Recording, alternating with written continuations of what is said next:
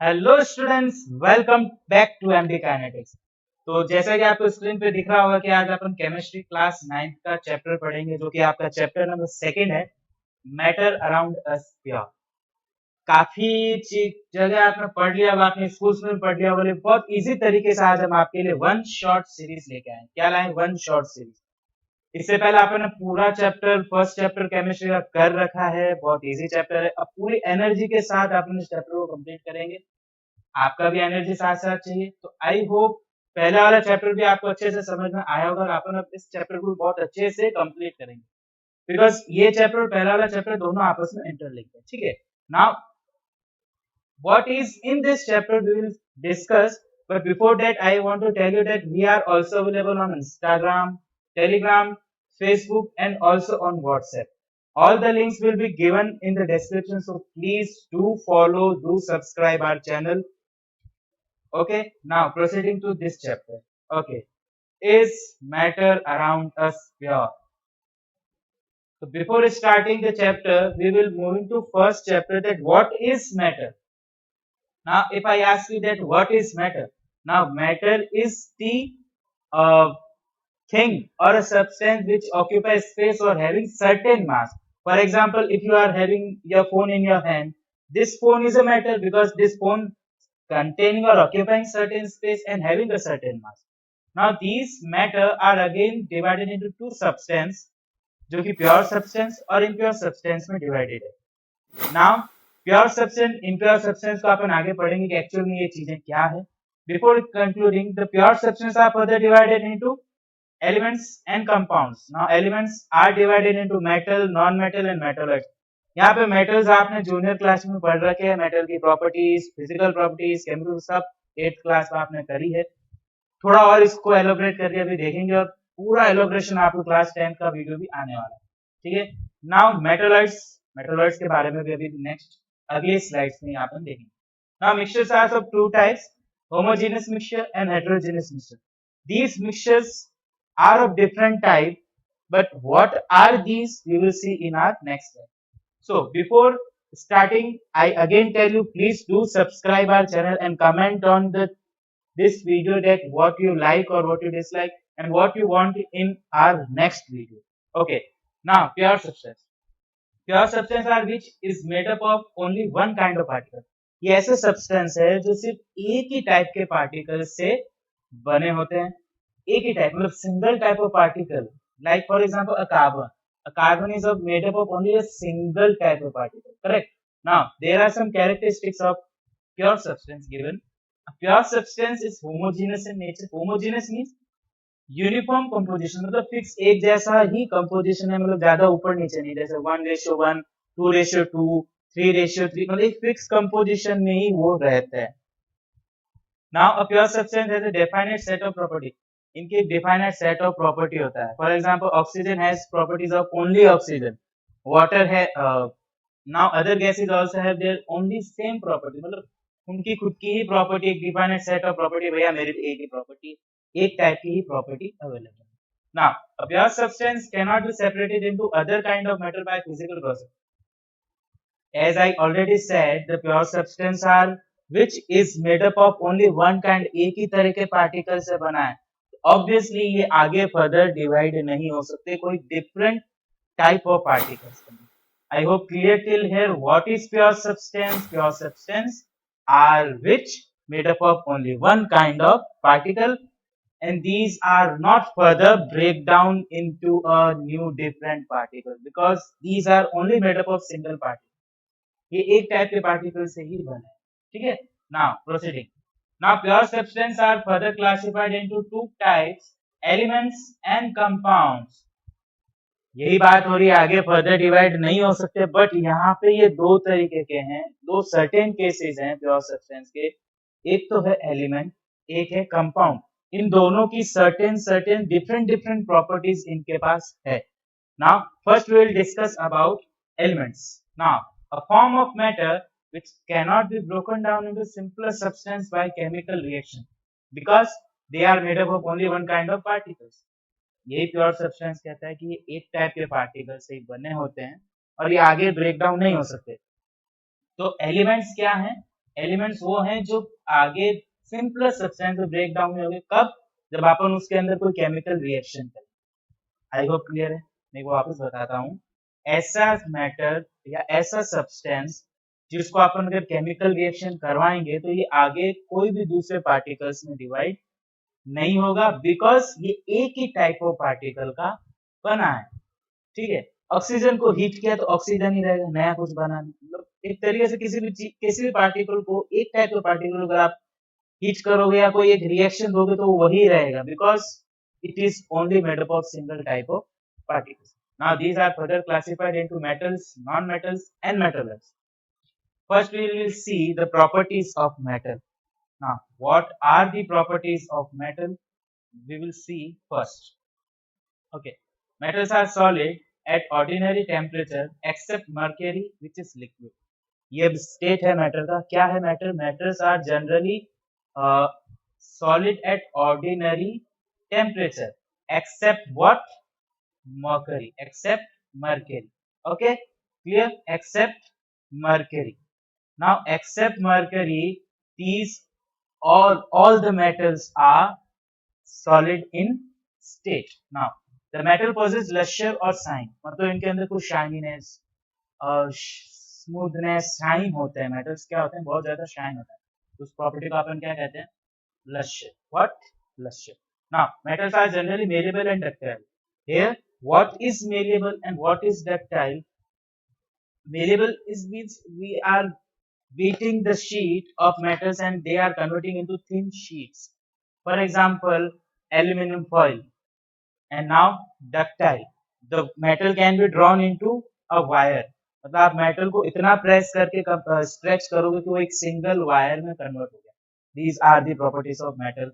Now, metal are generally hard. Alkaline metals are exception. Alkaline जो basic metals होते हैं वो सब exceptions हैं. But generally metals क्या होते हैं? Hard होते हैं. For example, iron rod is a hard. Copper wire is hard. Okay. Now the density of metal have high densities. Metal की जो densities है वो कैसी होती है? बहुत ज़्यादा high density.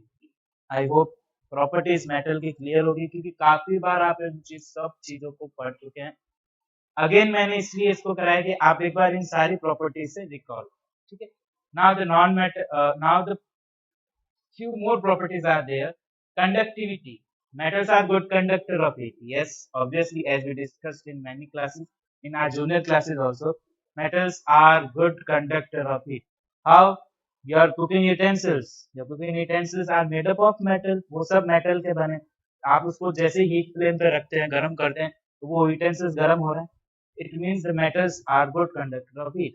Now the metals are good conductor of electricity. Yes, in your household, the wiring, your electric wiring is done by copper wire. Now, what is copper? A copper is a metal. Copper क्या है? Metal है। तो अब metal की है, इसके अंदर electricity flow हो रही है, तो मैं कह सकता हूँ कि जो ये मेटल है वो गुड कंडक्टर ऑफ इलेक्ट्रिसिटी भी है। They usually have high melting point. अब आयरन को अगर आप आग पे पिघलाने जाओगे तो कितना टाइम लगेगा उसको पिघलने में।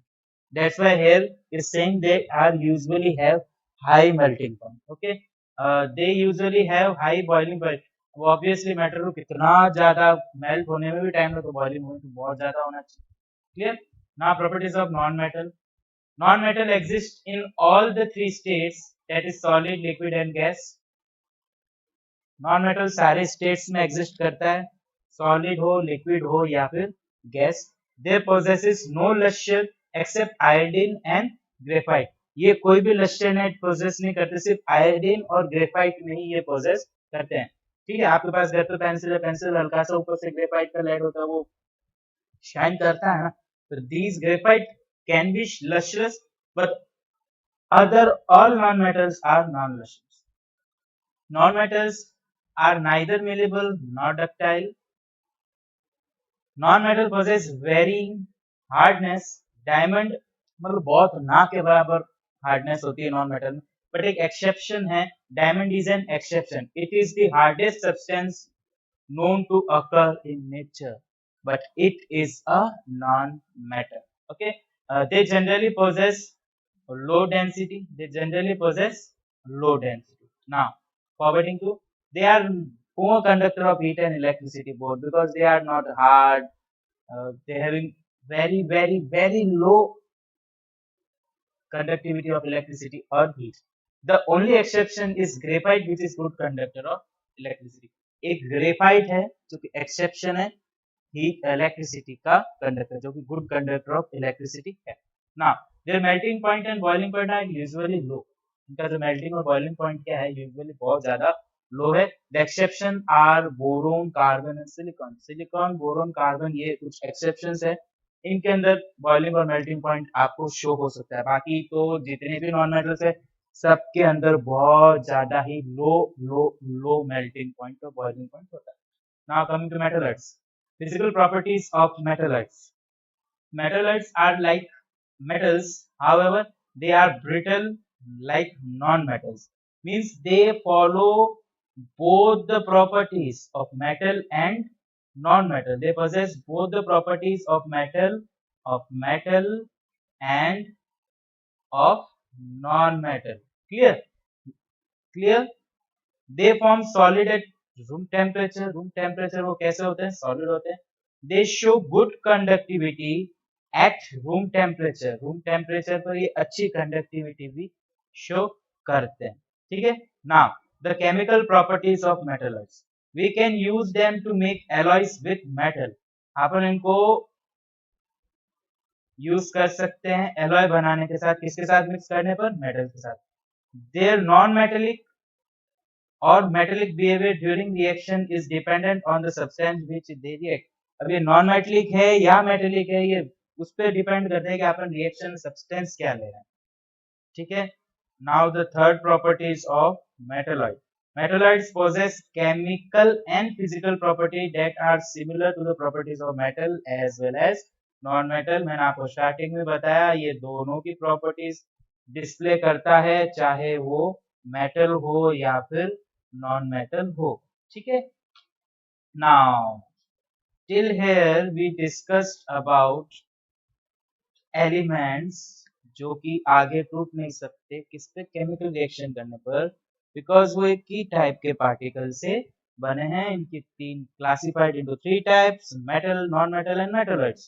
तो प्रॉपर्टीज ऑफ मेटल्स आपने पढ़ी, उसके बाद नॉन मेटल की प्रॉपर्टीज पढ़ी, फिर मेटलॉइड्स की फिजिकल और केमिकल प्रॉपर्टीज को दोनों का आपने पढ़ा. Now proceeding to the new topic, compounds. A compound is a substance made up of two. A compound is a substance made up of two or more elements chemically combined together in a fixed proportion by mass. Now here a word is used, fixed proportion by mass. Now simple है भाई बच्चों, simple है कि भाई जो भी compounds होते हैं ऐसे सब्सटेंस है वो जो एक या उससे ज्यादा एलिमेंट से बने होते हैं और वो स्पेशल कंडीशन है कि केमिकली कंबाइंड होने चाहिए एक फिक्स मास के अंदर. For example water H2O having a fixed proportion of mass, hydrogen 1 and oxygen 8, so 1:8 is the fixed proportion of mass. What? 1:8 is for H2O. Clear? Is for H2O. Clear? Now the H2O has a fixed proportion of mass, so this can be said to be compound. Again I repeat, a compound is a substance made up of two or more elements chemically combined in a fixed proportion. Boss एक या एक से ज्यादा element को जब आप chemically mix करोगे एक फिक्स प्रोपोर्शन ऑफ मास में तो वो क्या होगा? Compound. Now the first property of compound. Now we will discuss the property of compound. Now the first property of compound, elements in a compound combine together chemically in a fixed proportion. Yes, ये chemically combined होते हैं fixed proportion के अंदर. The compounds can be separated into its constituent element by chemical process. ये अपने constituent element में separate हो सकते हैं लेकिन किससे? chemical process से. The properties of compound are very different from their constituent element. अब भाई सीधा सा बात है, वाटर की बात करूं तो पहले हाइड्रोजन की प्रॉपर्टीज अलग थी, ऑक्सीजन की अलग थी. जब वो दोनों मिले तो उन्होंने H2O बनाया तो H2O की एक अलग ही प्रॉपर्टी है. तो क्या कह रहे थे, property of compound are very different from their constituent element. Element से कंपाउंड की प्रॉपर्टीज बहुत ज्यादा डिफरेंट होगी।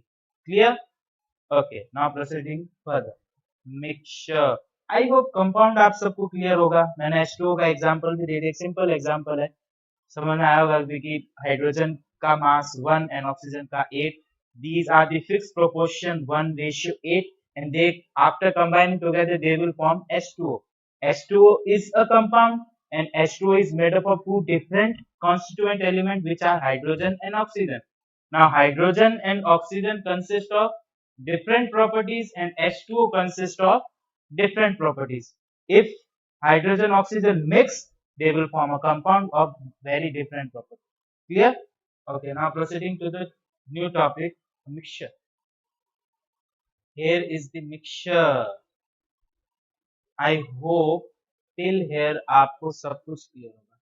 ठीक है, अब आप मिक्सचर से शुरू करते हैं। A mixture is a substance which consists of two or more elements or compound. Here is the new element add, compound not chemically combined together. अब मिक्सचर क्या है?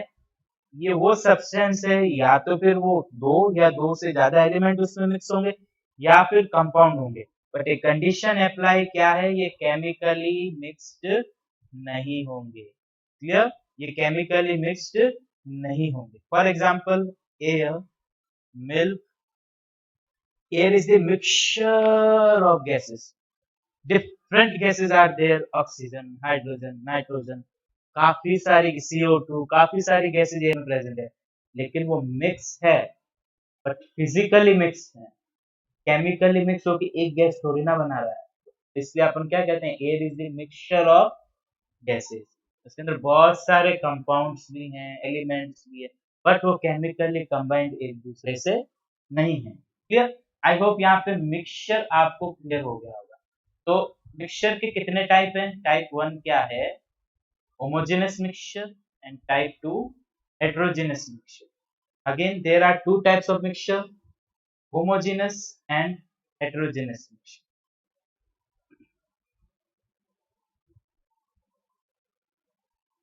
Now homogeneous mixture, those mixture in which the substances are completely mixed together and are, अब ऐसे mixture है जिसके अंदर substance एक साथ कंप्लीटली मिक्स हो जाते हैं और वो indistinguishable from each from one another are called homogeneous mixture. अब एक एग्जांपल से समझते हैं। मैंने एक ग्लास लिया पानी का और उसके अंदर क्या डाला? अ शुगर डाला। क्या डाला?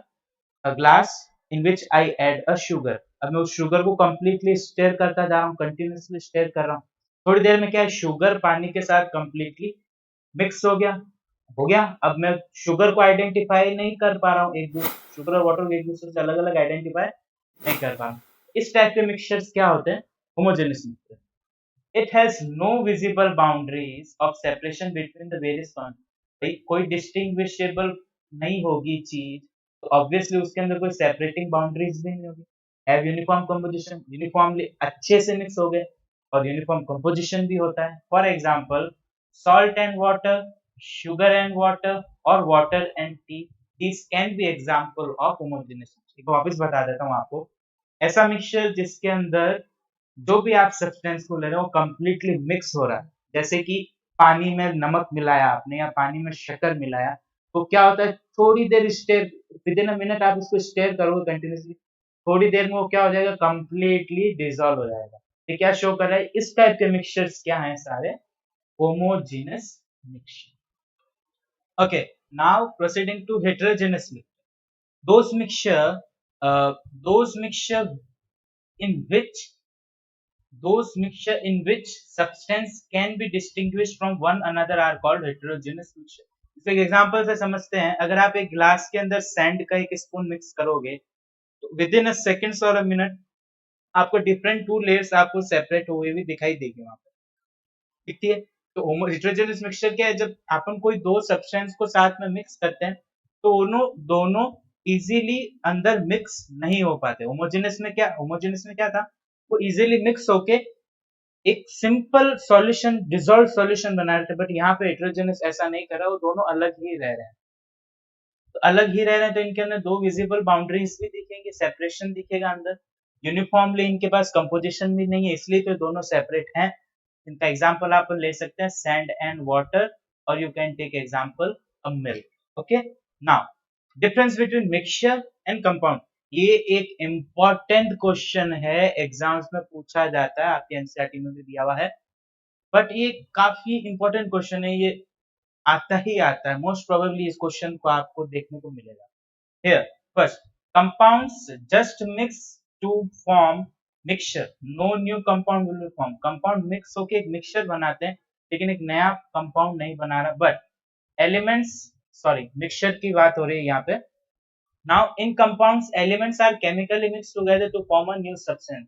पहले पढ़ रखा है भाई, कंपाउंड के अंदर कोई भी चीज मिक्स करोगे केमिकली तो एक नया सब्सटेंस बन रहा है। मिक्सचर के अंदर ऐसा नहीं हो रहा है, क्योंकि अपन उसको केमिकली टुगेदर कंबाइन नहीं कर सकते, ठीक है।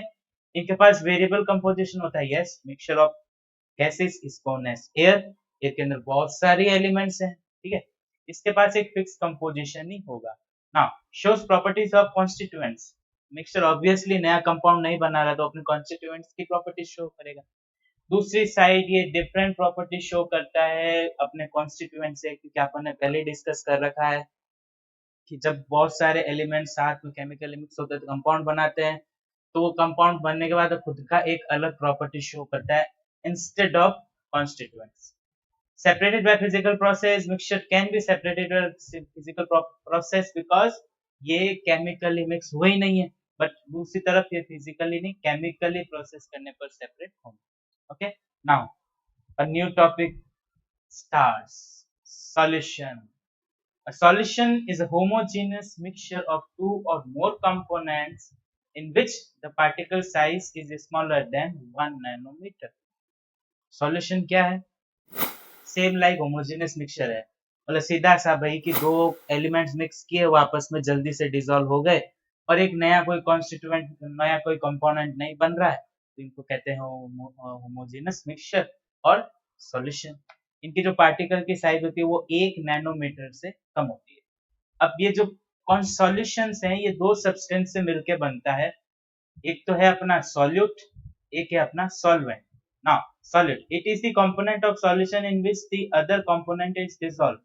ये ऐसा कंपोनेंट है सॉल्यूशन का जिसके अंदर एक अदर कंपोनेंट डिसॉल्व होता है।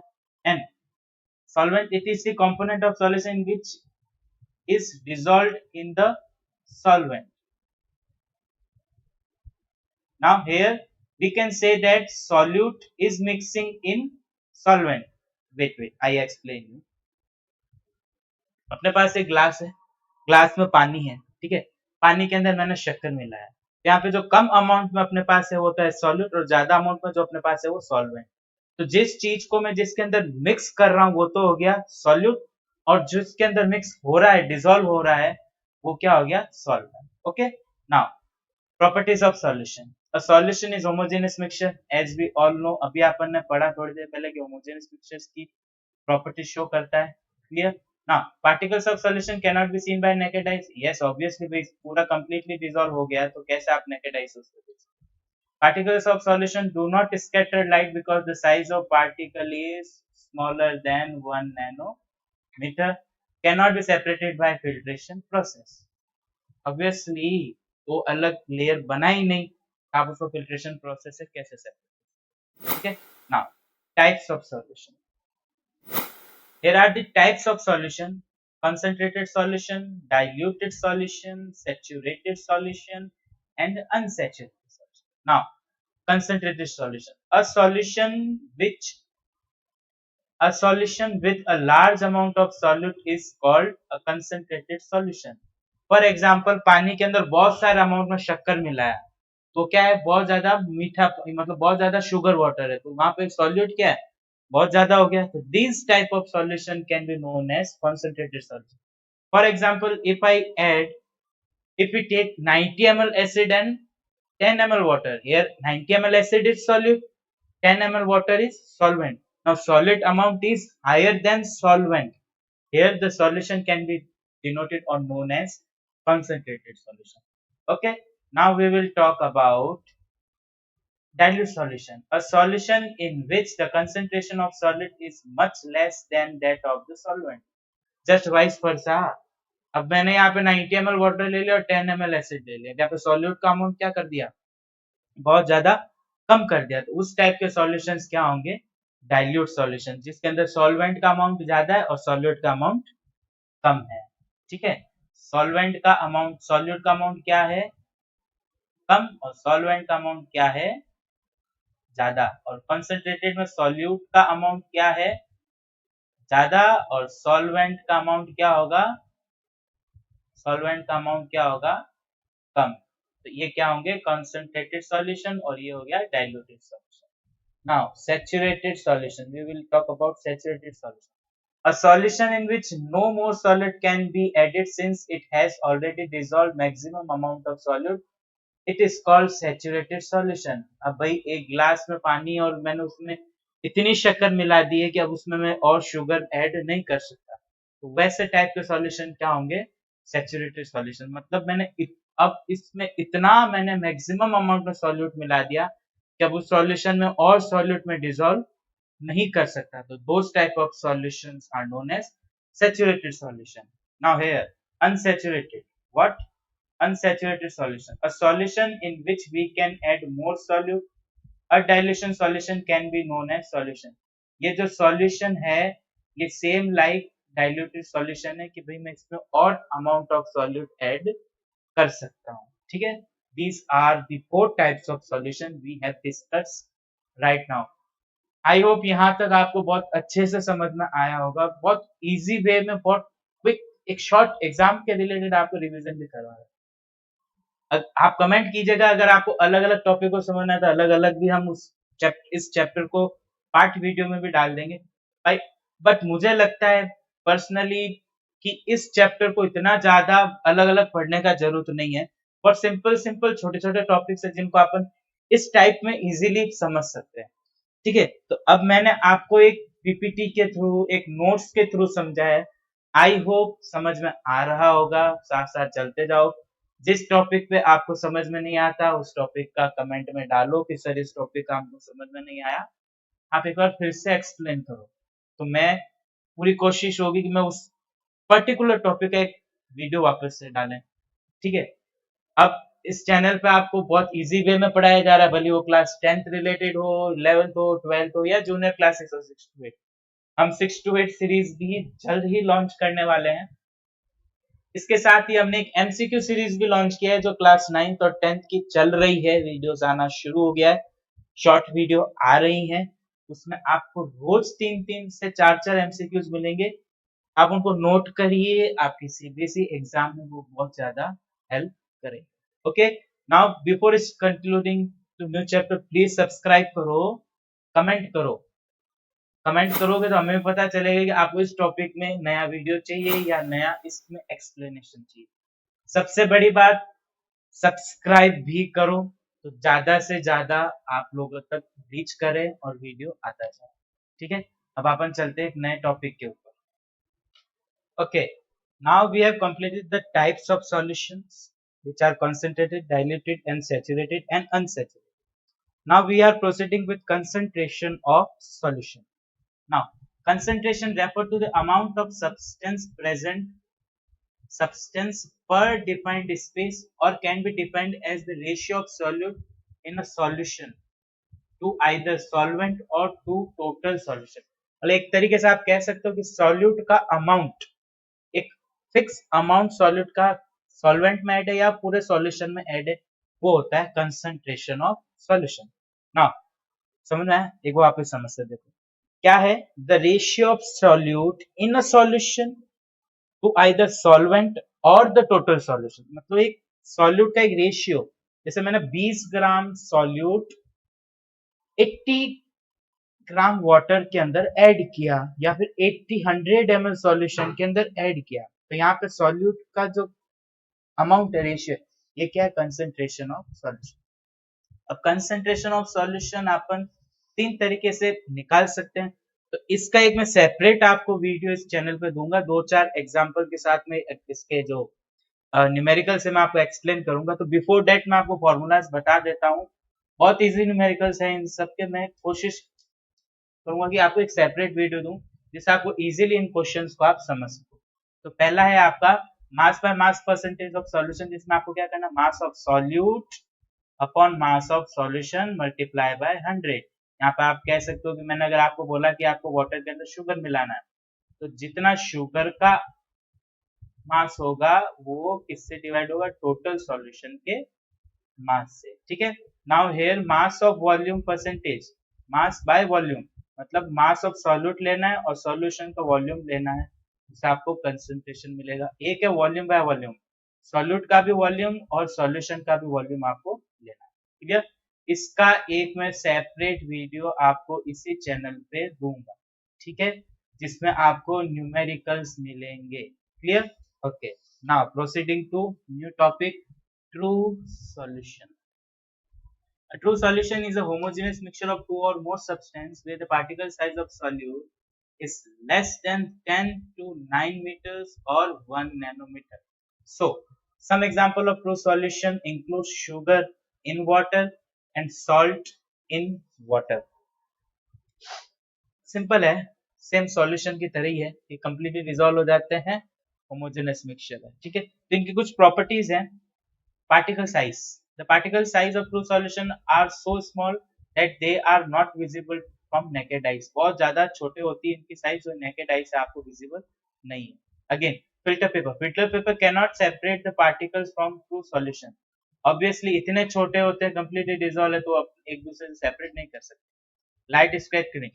The particles of true solution are too small to scatter a beam of light passing through it, so they do not show the Tyndall effect. Tyndall effect मतलब जहां पर भी कुछ पार्टिकल्स है उनसे जब लाइट स्ट्राइक करती है तो वो दूसरे डायरेक्शन में स्कैटर करती है, इसको क्या कहते हैं, टिंडल इफेक्ट। फॉर एग्जांपल, एक डार्क रूम के अंदर एक विंडो के होल में से एक लाइट आ रही है, आप वहां पे कुछ पार्टिकल्स देखते हो, थोड़े थोड़े जैसे जैसे आगे जा रही लाइट का साइज बढ़ता रहता है, तो वो पार्टिकल्स क्या होते हैं, लाइट क्या होती है, पार्टिकल से स्ट्राइक करके स्कैटर हो गई, डिफरेंट डायरेक्शन में स्कैटर होकर साइज बढ़ा रहा है, उसको कहते हैं टिंडल इफेक्ट। ठीक है, इनमें टिंडल इफेक्ट क्यों नहीं शो रहा है, बिकॉज पार्टिकल की साइज इतनी कम है कि लाइट उन पार्टिकल से स्ट्राइक करेगा ही। Stability, the particles of true solution do not settle down under the gravity, so they are stable. अंदर सेटल नहीं होते हैं, इसलिए वो स्टेबल होते हैं। Clear, now suspension, important topic, questions may be come from this topic 101%। इससे पहले आपने काफी टॉपिक पढ़े, डिफरेंशिएशन पढ़ा, या फिर मैं और भी डिफरेंट टॉपिक पकड़ लो आप, कंपाउंड और मिक्सचर के बीच में डिफरेंस पढ़ा, मतलब काफी सारी चीजें आपने इस टॉपिक में पढ़ी है। ठीक है, बट यहाँ पे सस्पेंशन भी एक one of the important topic है जो कि अपन को यहाँ पे पढ़ना है। ठीक है, अ suspension is a heterogeneous mixture. अभी तक अपन क्या पढ़ रहे थे, यहाँ पे होमोजेनस पढ़ रहे थे, बट अब यहाँ पे क्या है, हेटेरोजेनस मिक्सचर। ठीक है, now what is suspension? A suspension is heterogeneous mixture of a liquid and solid or liquid particles that are suspended in the liquid but do not dissolve in it. The particles in a suspension are large enough to scatter light, making the path of the light visible through the suspension. अब यहाँ पे अपन example पढ़ा था इतनी देर कि भाई उसके अंदर वाटर के अंदर शुगर मिलाएंगे तो होमोजेनस मिक्सचर है, पार्टिकल्स बहुत छोटे हैं, कंप्लीटली डिसॉल्व हो जाते हैं। एक अपन एग्जाम्पल पढ़ा था वाटर के अंदर soil. Now this is the example of suspension. पानी के ग्लास में सॉइल को मिक्स किया, अब उसके पार्टिकल्स नीचे सेटल भी हो रहे हैं और उसके अंदर मिक्स भी हैं।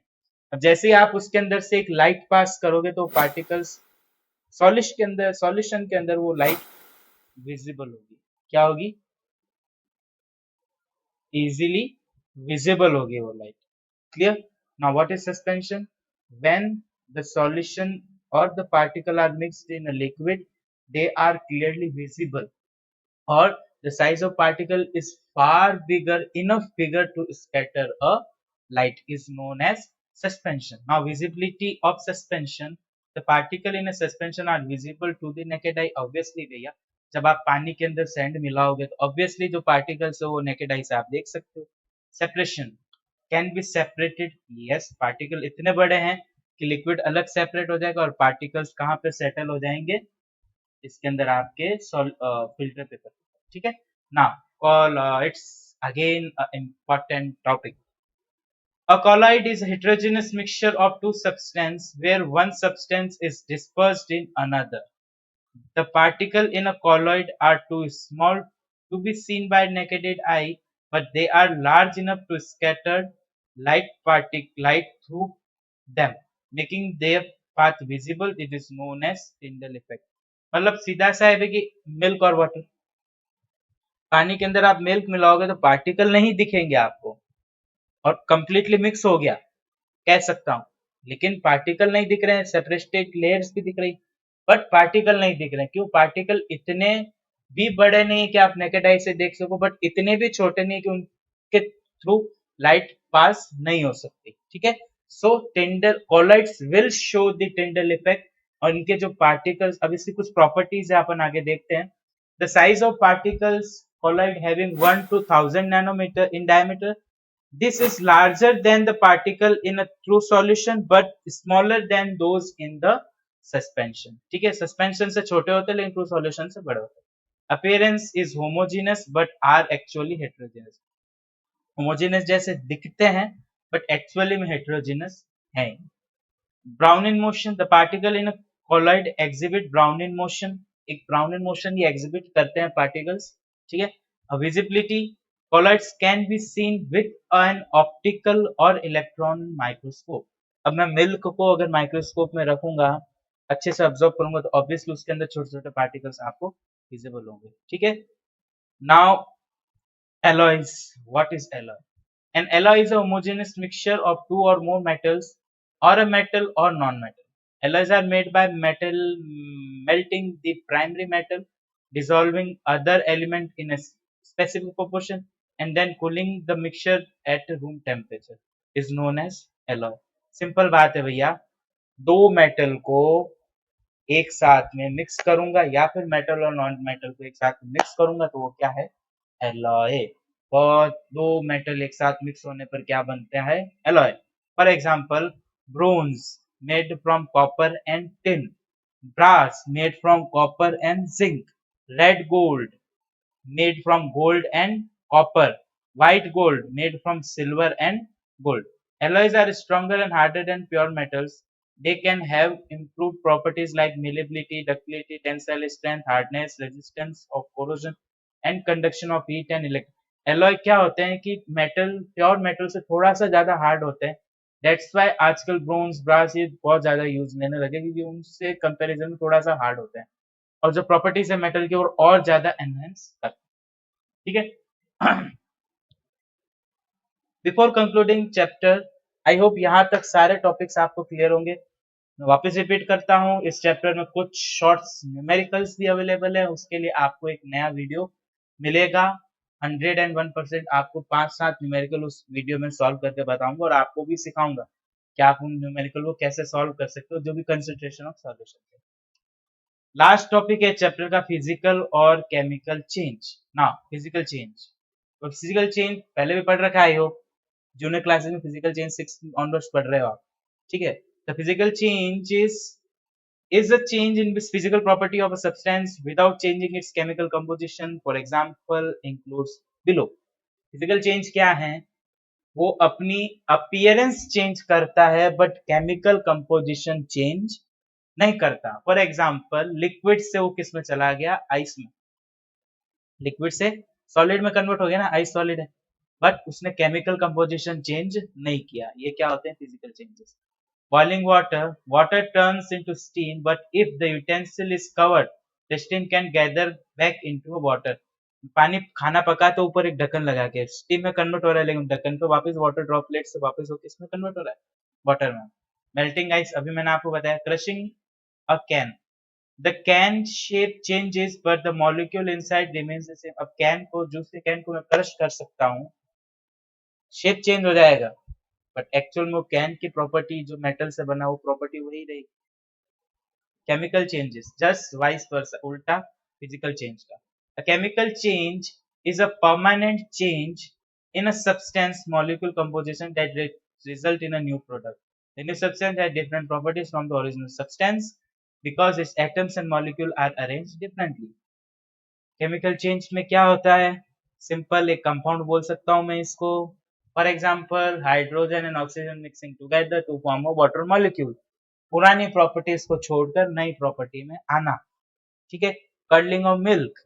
मिल्क को जब आप कर्ड में कन्वर्ट करोगे तो मिल्क की प्रॉपर्टी को छोड़कर कर्ड की प्रॉपर्टी वो शो करेगा. ये क्या है? Chemical change. ये इरिवर्सिबल चेंज होते हैं क्योंकि ये परमानेंट होते हैं और वापस रिवर्स नहीं होंगे. ठीक है. Mass change. During a chemical change the mass of substance में इंक्रीज और डिक्रीज. ऑब्वियसली लकड़ी को जलाऊंगा ऐश में कन्वर्ट होगा तो पहले जो लकड़ी का वेट था वो जो जलने के बाद उस लकड़ी का वेट क्या हो जाएगा? कम. Energy change, the chemical changes can be exothermic where energy is released or can be endothermic where energy is absorbed. Exothermic reactions में heat release होता है तो वो होती है जिसमें energy release हो रही वो तो होता है exothermic. जिसमें energy absorb हो रही वो होता है endothermic. For example, burning of wood, paper, rusting of iron, digestion of food, formation of curd, etc. These all are the example of physical or chemical changes. Now I hope यहाँ पे आपको ये chapter बहुत अच्छे से समझ में आ गया होगा. बहुत इजी चैप्टर है, बहुत सिंपल चैप्टर है कि इस चैप्टर में क्या क्या चीजें दे रखी है. मतलब मैंने आपको बताया था स्टार्टिंग में ये फ्लो चार्ट दिखाया, आप स्क्रीनशॉट ले लेना. पे और सब्सटेंस के बारे में पढ़ा. दो टाइप्स के होते हैं, एलिमेंट्स एंड कंपाउंड्स. ठीक है. इसके बाद मिक्सचर पढ़ा, दो टाइप के मिक्सचर्स पढ़े, फिर डिफरेंस पढ़ा मिक्सचर कंपाउंड में, सॉल्यूशन पढ़ा, सॉल्यूशन के टाइप्स पढ़े, कंसंट्रेशन पढ़ा, true solution, suspension, colloid, alloys, physical change, chemical change. इतनी सारी चीजें अपन ने इसमें पढ़ ली है. अब मुझे लगता है कि इससे ज्यादा जरूरत भी नहीं. ठीक है. मतलब बहुत सिंपल टॉपिक है. इसके अलावा अगर आपको लगता है कि इस चैप्टर में हमको इतना सर समझ में नहीं आया या सर ये चीज समझ में नहीं आई, आप हमको एक वापस करा दो. तो आप प्लीज कमेंट करो, कमेंट के अंदर मेंशन करो कि सर ये टॉपिक समझ में नहीं आया. और सबसे इम्पोर्टेंट बात, सब्सक्राइब करो, शेयर भी करो, जिससे अपना ये एमडी काइनेटिक्स फैमिली बढ़े और भी ज्यादा वीडियोस नए तरीके से आपको डिस्प्ले हो. तो please subscribe our channel for more videos and different videos. Clear? Now before ending वापस बता देता हूँ आपको, इंस्टाग्राम पे अवेलेबल है, फेसबुक पे, टेलीग्राम पे and on WhatsApp also. On WhatsApp and Telegram GRIP provides different types of notes, books, PDF, many things we will provide you there. So एक बार वापस इसके जो चैप्टर के न्यूमेरिकल्स है उसका एक सेपरेट वीडियो बनेगा. अभी हमारा MCQ सीरीज चल रहा है. आप प्लीज उस सीरीज को कंटिन्यू देखिएगा, शेयर कीजिएगा, जिससे रोज आपको डिफरेंट टाइप ऑफ MCQs मिलते रहेंगे class 9th and 10th. Within a week or few days we are also introducing MCQs series for class 11th and 12th also. और उसी थोड़े टाइम में हम 6 to 8 का भी कंटेंट लाने वाले हैं. तो आपके घर में आपके ब्रदर सिस्टर जो भी, उन सबको बताइए, अपने फ्रेंड्स को बताइए, कलीग्स को बताइए चैनल के बारे में. बहुत सारी चीजें हैं, मिलेगा आपको कंटेंट, धीरे धीरे दे रहे हैं. ठीक है. तो आप प्लीज लाइक शेयर सब्सक्राइब जरूर करें. So thank you for watching this video. Thank you for watching this video. I hope आपको ये वीडियो बहुत अच्छा लगा होगा. तो लाइक शेयर सब्सक्राइब जरूर करना है. MD काइनेटिक्स को बहुत ज्यादा आगे शेयर करें और सब्सक्राइब करें. Okay. Thank you for watching this. Thank you.